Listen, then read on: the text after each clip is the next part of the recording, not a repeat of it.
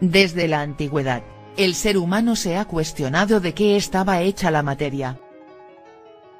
Unos 400 años antes de Cristo, el filósofo griego Demócrito consideró que la materia estaba constituida por pequeñísimas partículas, que no podían ser divididas en otras más pequeñas. Por ello, llamó a estas partículas átomos, que en griego quiere decir indivisible. Demócrito atribuyó a los átomos las cualidades de ser eternos, inmutables e indivisibles. Sin embargo, las ideas de Demócrito sobre la materia no fueron aceptadas por los filósofos de su época. Hubieron de transcurrir cerca de 2200 años, para que la idea de los átomos fuera tomada de nuevo en consideración. En 1909, Ernest Rutherford descubrió la estructura interna del átomo, y observó que éste era esencialmente vacío. En 1929, Heisenberg comprobó que no es posible medir simultáneamente la posición y la velocidad de las partículas subatómicas, ya que las propiedades análogas a la velocidad y la posición adquieren consistencia únicamente en el momento de la medición. Según la física cuántica, en el nivel subatómico, la materia no existe con seguridad, sino más bien, muestra tendencia a existir. Las partículas no son puntos materiales, de localización precisa, sino que son paquetes de ondas, es decir, posibilidades de existencia.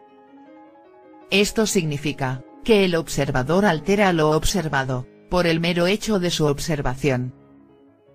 Lo más impactante, es que no es la unidad subatómica quien decide si se manifiesta como onda o como partícula, sino el observador, es decir nuestra conciencia. Durante siglos, se pensó que el cerebro era el productor de la actividad mental, sin embargo recientes estudios de neurología han demostrado que el cerebro es solo un receptor de información. El cuerpo físico es tan solo el vehículo de nuestra conciencia. Naturalmente, no se ha localizado la conciencia en ningún lugar del cuerpo.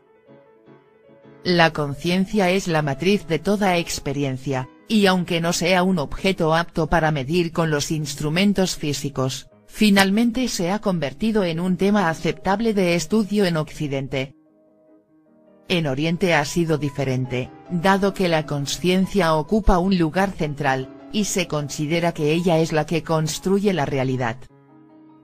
Para los orientales, aclarar la propia conciencia es la meta más alta, el camino hacia la salud psicofísica, y la posibilidad de lograr la iluminación, objetivos que se proponen tanto las disciplinas de la conciencia, como las religiones.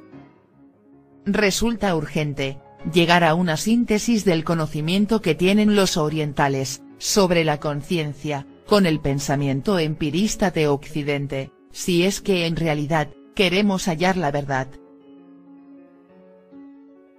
¿No sabéis que sois templo de Dios, y que el Espíritu de Dios mora en vosotros? Si alguno destruyere el templo de Dios, Dios le destruirá a él, porque el templo de Dios, el cual sois vosotros, santo es. Primera de Corintios 3, 16-17.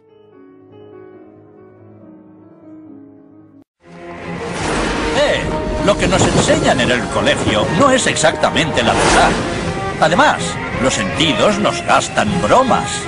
Uno debe preguntarse, ¿qué es la realidad en la que nos encontramos? Los físicos modernos dicen que no son más que ondas de información. ¿Me lo creo?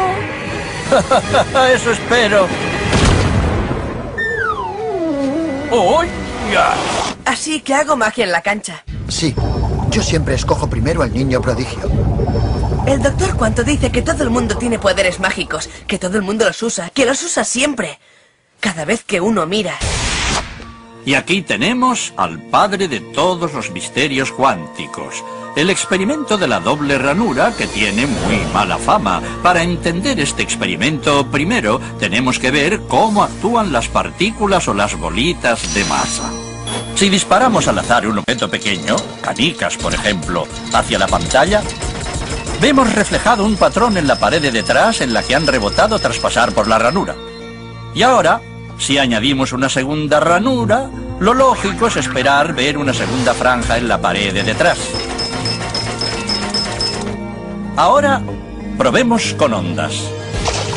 Las ondas alcanzan la ranura, se propagan y llegan a la pared de detrás, donde tienen mayor intensidad justo enfrente de la ranura.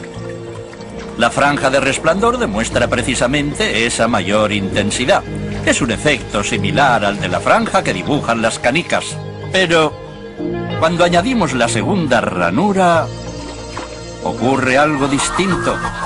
Si la parte superior de una onda choca con la inferior de otra, se eliminan entre ellas. De esta forma, en la pared obtenemos un patrón de interferencias. Donde chocan las dos partes superiores hay más intensidad, las líneas resplandecientes, y donde se eliminan no hay nada.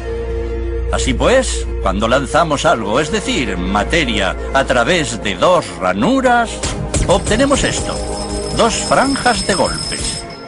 Pero con ondas, el resultado es un patrón de interferencias con muchas franjas. Muy bien, de momento. Vamos a ponernos cuánticos. Un electrón es un pedacito minúsculo de materia, como una canica diminuta. Lancemos una ráfaga a través de una ranura. Se comportan como las canicas, solo una franja. Si lanzamos estos pedacitos minúsculos a través de dos ranuras, tendrían que dibujarse, como en el caso de las canicas, dos franjas. ¿Qué? Un patrón de interferencias. Hemos lanzado electrones, pedacitos de materia. Pero aparece un patrón como con las ondas, no como con las canicas. ¿Cómo? ¿Cómo pueden trozos de materia generar un patrón de interferencias como una onda? No tiene sentido. Pero los físicos son muy inteligentes y pensaron, quizá las bolitas rebotan unas contra otras y crean ese dibujo. Y decidieron lanzar los electrones de uno en uno. Así no podían afectarse unos a otros. Pero estuvieron así una hora y vieron aparecer el mismo patrón de interferencias. No podemos ignorar la conclusión.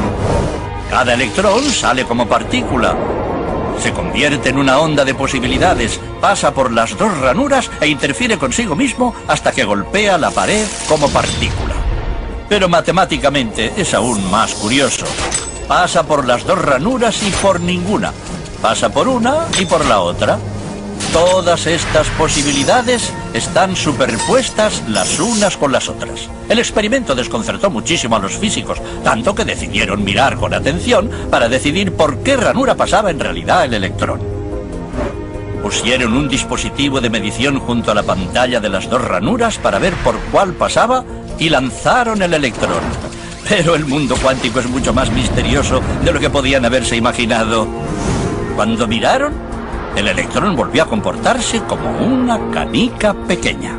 Dibujó un patrón de dos franjas, no un patrón de interferencias. La misma acción de medir u observar por qué ranura pasaba conllevó que solo pasara por una, no por las dos. El electrón decidió actuar de manera distinta, como si fuera consciente de que lo observaban. Y en ese momento los físicos adentraron para siempre en el extraño submundo de los acontecimientos cuánticos. ¿Qué es la materia? ¿Canicas? ¿Ondas? ¿Y ondas de qué? ¿Y qué tiene que ver el observador con todo esto? El observador destruyó la función de onda con solo mirar.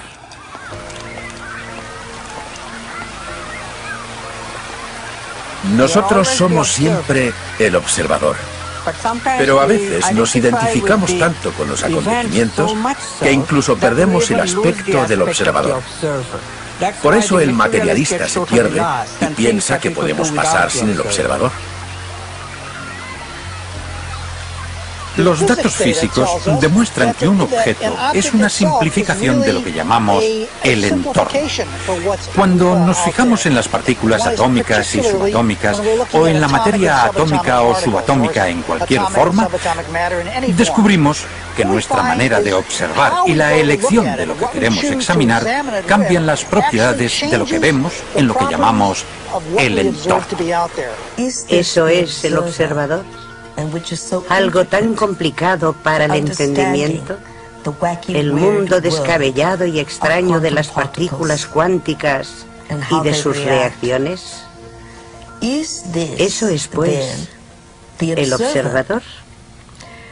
Y a pesar de que no podemos tener una ciencia cuántica sin la observación de los científicos que han llegado hasta allí, que la han descubierto capa tras capa tras capa, todos son observadores.